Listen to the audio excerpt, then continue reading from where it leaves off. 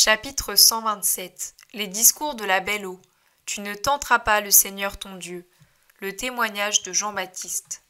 Le 11 mars 1945. C'est une journée d'hiver des plus sereines. Du soleil et du vent dans un ciel radieux, unis sans la moindre trace de nuages. Le jour vient de se lever. Il reste une légère couche de givre, ou plutôt de rosée presque gelée, qui fait l'effet d'une poussière de diamant sur le sol et sur l'herbe. 3 hommes se dirigent d'un pas décidé vers la maison. Manifestement, ils savent où ils doivent se rendre. Enfin, ils aperçoivent Jean qui traverse la cour, chargé de brocs d'eau qu'il a tirés du puits. Ils l'appellent. Jean se retourne, pose les brocs et dit « Vous ici ? Oh, soyez les bienvenus. Le maître vous verra avec joie. Venez, venez avant que la foule n'arrive. Maintenant, il vient beaucoup de monde ici. » Ce sont les 3 bergers, disciples de Jean-Baptiste, Siméon, Jean et Matthias, et c'est avec plaisir qu'ils suivent l'apôtre. « Maître, voici 3 amis, regarde !» dit Jean en entrant dans la cuisine où flambe gaiement un grand feu de brindilles qui répand une agréable odeur de bois et de laurier brûlé. « Oh, paix à vous, mes amis ! Comment se fait-il que vous veniez me voir ? Un malheur est-il arrivé à Jean-Baptiste ? » « Non, maître, nous sommes venus avec sa permission. Il te salue et te dit de recommander à Dieu le lion poursuivi par les archers. Il ne se fait pas d'illusions sur son sort, mais pour l'instant il est libre. Et il est heureux car il sait que tu as beaucoup de fidèles, même ceux qui tout d'abord étaient les siens. Maître, nous aussi nous brûlons de venir avec toi, mais nous ne voulons pas l'abandonner maintenant qu'il est poursuivi. Comprends-nous, dit Siméon. Bien sûr, je vous bénis pour ce que vous faites. Jean-Baptiste mérite le plus grand respect et le plus grand amour. Oui, tu as raison. Jean-Baptiste est grand, toujours plus grand. Il rappelle la Gaffe qui, près de mourir, sort un grand candélabre avec sa fleur à 7 pétales, qui flamboie et répand son parfum. Lui, c'est pareil, et il dit toujours « Je voudrais seulement le voir une fois encore. » Te voir, nous avons recueilli ce cri de son âme, et sans lui en avoir parlé, nous venons t'en faire part. Lui, c'est le pénitent, l'abstinent, et il fait encore le sacrifice du désir saint de te voir et de t'entendre. Je suis Tobie, maintenant Matthias, mais je pense que l'archange donné au jeune Tobie ne devait pas être différent de lui. Tout en lui est sagesse. Il n'est pas dit que je ne le verrai pas. Mais est-ce pour cette seule raison que vous êtes venus ? La marche est pénible en cette saison. Aujourd'hui il fait beau, mais ces 3 jours passés, quelle pluie sur les routes. Non, pas pour cette seule raison. Il y a quelques jours, Doras le pharisien est venu pour se purifier. Mais Jean-Baptiste lui a refusé le baptême en disant « L'eau ne pénètre pas là où se trouve une pareille croûte de péché.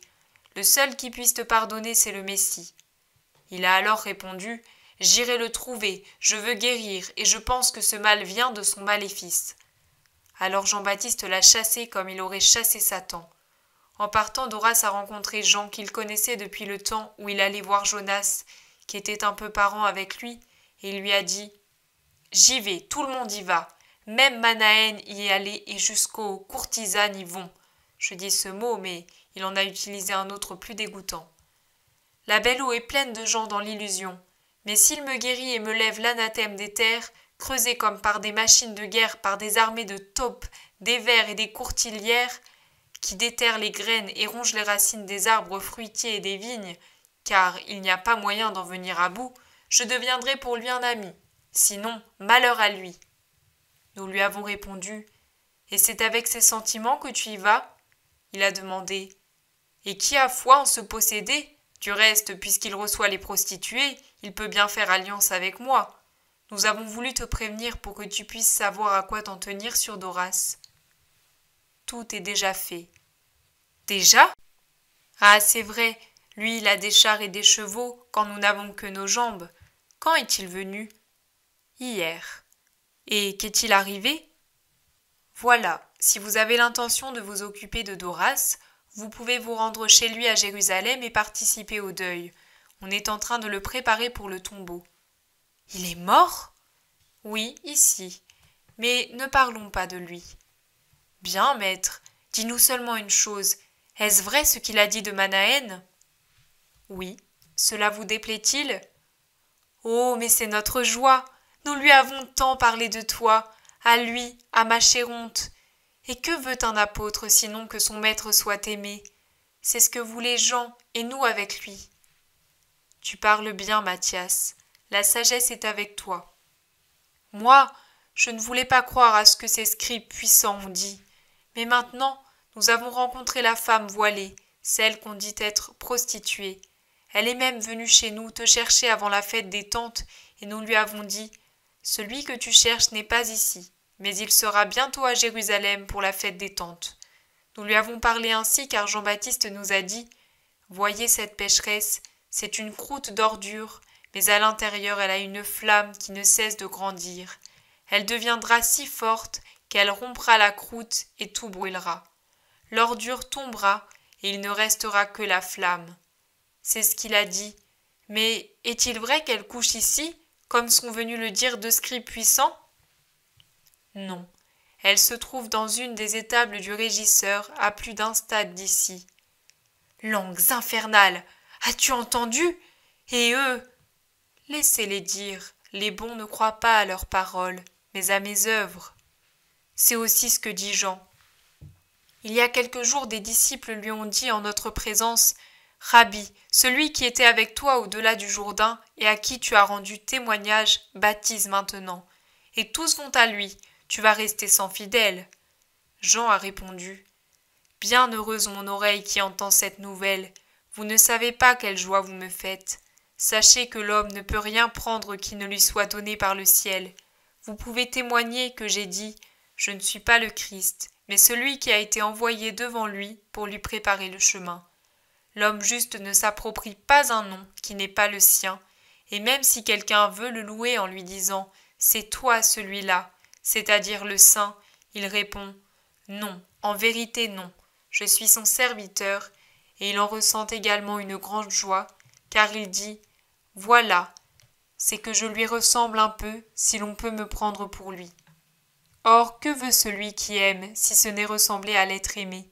Seule l'épouse jouit de l'époux. Celui qui s'est entremis pour le mariage ne pourrait en jouir car ce serait immoralité et vol.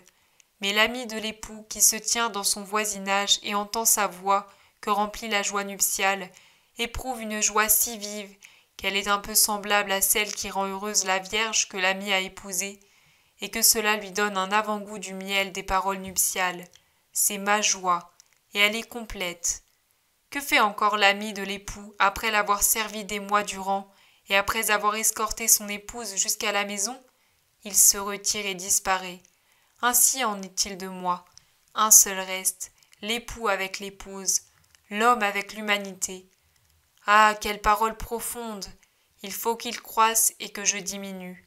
Celui qui vient du ciel est au-dessus de tous. Les patriarches et les prophètes s'effacent à son arrivée, car il est pareil au soleil qui éclaire tout, et d'une lumière si vive que les astres et les planètes, dont la lumière est éteinte, s'en revêtent. Quant à ceux qui ne sont que ténèbres par eux-mêmes, ils disparaissent dans sa suprême splendeur. Il en est ainsi, car lui, il vient du ciel, tandis que les patriarches et les prophètes doivent monter au ciel, mais n'en proviennent pas. Celui qui vient du ciel est au-dessus de tous, et il annonce ce qu'il a vu et entendu. Mais celui qui ne tend pas vers le ciel ne peut accepter son témoignage, et par conséquent il renie Dieu. Ceux qui acceptent le témoignage de celui qui est descendu du ciel scellent leur foi en Dieu vérité, et non pas fable sans vérité. Ils entendent la vérité parce qu'ils ont une âme qui la recherche. Car celui que Dieu a envoyé dit les paroles de Dieu, parce que Dieu lui a donné l'Esprit avec plénitude. Or l'Esprit dit « Me voici, prends-moi, je veux être avec toi, qui est le délice de notre amour. » Car le Père aime le Fils sans mesure et lui a tout remis en main. Ceux donc qui croient au Fils possèdent la vie éternelle, mais ceux qui refusent de croire au Fils ne verront pas la vie, et la colère de Dieu restera en eux et sur eux. Voilà ce qu'il a dit. J'ai gravé ces paroles dans mon esprit pour te les rapporter, dit Matthias. Et moi je t'en loue et t'en remercie. Le dernier des prophètes d'Israël n'est pas celui qui descend du ciel, mais comme il a reçu les bienfaits des dons divins dès le sein de sa mère, Vous ne le savez pas, mais moi je vous le dis, c'est celui qui est le plus proche du ciel. » « Quoi? Quoi? Oh, raconte! Il dit de lui-même, je suis le pécheur. » Les 3 bergers sont impatients de savoir, et les disciples eux aussi ont le même désir. « Quand ma mère me portait, enceinte de moi qui suis Dieu, parce qu'elle est la femme humble et aimante, elle alla rendre service à la mère de Jean, qui était sa cousine par sa mère, et avait conçu pendant sa vieillesse Jean-Baptiste. Jean-Baptiste avait déjà son âme, car il en était au 7e mois de sa formation, ce germe d'homme enfermé dans le sein de sa mère, tressaillit de joie en entendant la voix de l'épouse de Dieu. Il fut aussi le précurseur par le fait qu'il devança les racheter, car d'un sein à l'autre se répandit la grâce, et elle y pénétra et le péché originel disparut de l'âme de l'enfant. C'est la raison pour laquelle je dis que sur la terre, 3 personnes possèdent la sagesse, comme au ciel, il y en a 3 qui sont la sagesse. Le Verbe, sa mère, le précurseur sur la terre, le Père, le Fils, l'Esprit Saint au ciel. Notre âme est remplie d'étonnement, presque comme lorsqu'on nous a dit « Le Messie est né », car tu es l'abîme de la miséricorde, et notre Jean est l'abîme de l'humilité. Et ma mère est l'abîme de la pureté, de la grâce, de la charité, de l'obéissance, de l'humilité, de toute autre vertu dont la source est en Dieu et dont Dieu comble ses saints. Maître, dit Jacques, fils de Zébédée, il est arrivé beaucoup de monde. Allons-y, venez vous aussi. Il y a foule. Que la paix soit avec vous, dit Jésus souriant plus qu'à l'accoutumée. Les gens bavardent et le montrent du doigt. Il y a beaucoup de curieux. Tu ne tenteras pas le Seigneur ton Dieu, est-il dit. Trop souvent, on oublie ce commandement. On tente Dieu quand on veut lui imposer notre propre volonté. On tente Dieu quand on agit imprudemment contre les préceptes de la loi qui est sainte et parfaite et dont le côté spirituel, le principal, s'occupe et se préoccupe jusque de la chair que Dieu a créée. On tente Dieu quand après avoir reçu son pardon, on recommence à pécher. On tente Dieu quand après avoir reçu ses dons, on fait naître un dommage de ses bienfaits, alors que nous les avons reçus pour qu'ils soient utilisés pour notre bien et nous tournent vers Dieu. On ne se moque pas de Dieu. Trop souvent cela arrive. Hier vous avez vu le châtiment qui attend ceux qui se moquent de Dieu. Le Dieu éternel, plein de pitié pour celui qui se repent, se montre d'une grande sévérité à l'égard de celui qui ne se repent pas et n'accepte pas de changer. Vous venez à moi pour entendre la parole de Dieu. Vous venez à moi pour obtenir un miracle. Vous venez à moi pour être pardonné. Et le Père vous donne la parole, le miracle et le pardon. Et moi je ne regrette pas le ciel, parce que je peux vous donner le miracle et le pardon, et vous faire connaître Dieu. L'homme est tombé hier, foudroyé comme Nadab et Abihu, par le feu de la colère divine. Mais en ce qui vous concerne, abstenez-vous de le juger. Seulement que ce qui est arrivé, ce nouveau miracle, vous fasse réfléchir sur la manière d'agir qui convient pour avoir l'amitié de Dieu. Lui, il voulait l'eau de la pénitence, mais sans esprit surnaturel. Il la voulait avec une mentalité humaine, comme une pratique magique qui le guérisse de la maladie et le délivre du malheur. Il n'avait pas d'autre but que son corps et sa récolte, rien pour sa pauvre âme. Elle n'avait pas de valeur pour lui. Ce qui comptait pour lui, c'était la vie et l'argent. Je le déclare, le cœur est là où est le trésor, et le trésor est là où est le cœur. C'est donc dans le cœur que se trouve le trésor. Il n'avait rien d'autre au fond du cœur que la soif de vivre et de posséder beaucoup d'argent. Comment se le procurer? Tout moyen était bon, même le crime. Dans ce cas, demander le baptême, n'était-ce pas se moquer de Dieu et le tenter? Il aurait suffi d'un repentir sincère de sa longue vie de péché pour lui procurer une sainte mort, et même ce qu'il était juste d'obtenir sur terre. Mais il était impénitent.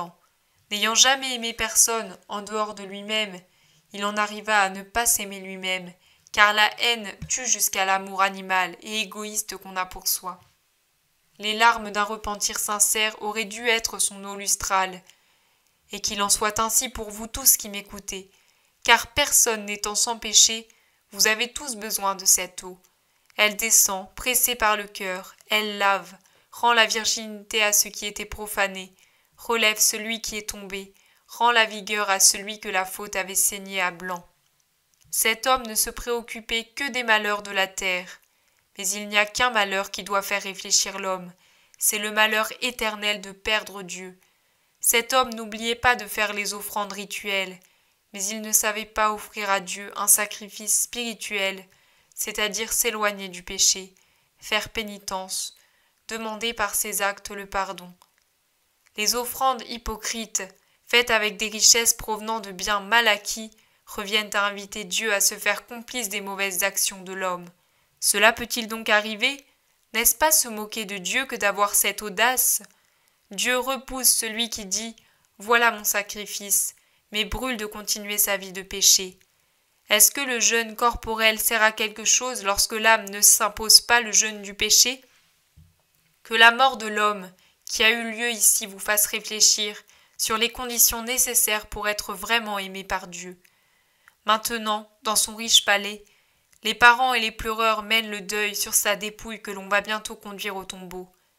Ah, quel vrai deuil, quelle vraie dépouille! Il n'est plus qu'une dépouille, rien d'autre qu'un deuil sans espérance, car son âme déjà morte sera pour toujours séparée de ceux qu'il a aimés en raison d'une parenté ou d'affinité d'idées. Même si un séjour identique les unit pour toujours, la haine qui y règne les séparera. La mort est alors une vraie séparation. Il vaudrait mieux que, au lieu des autres, ce soit l'homme qui pleure sur lui-même quand il a tué son âme, et que par ces larmes d'un homme contrit et humble, Dieu rende la vie à cette âme en lui pardonnant. Allez, sans haine ou commentaire, sans rien d'autre que l'humilité, comme moi qui ai parlé de lui sans haine, mais en portant sur lui une juste appréciation. La vie et la mort enseignent à bien vivre et à bien mourir pour conquérir la vie qui n'est pas sujette à la mort. Que la paix soit avec vous. Il n'y a ni malade ni miracle, et Pierre dit aux 3 disciples de Jean-Baptiste « J'en suis désolé pour vous. »« Oh, il ne faut pas l'être, nous croyons sans voir. Nous avons eu le miracle de sa naissance pour nous rendre croyants, et maintenant nous avons sa parole pour confirmer notre foi.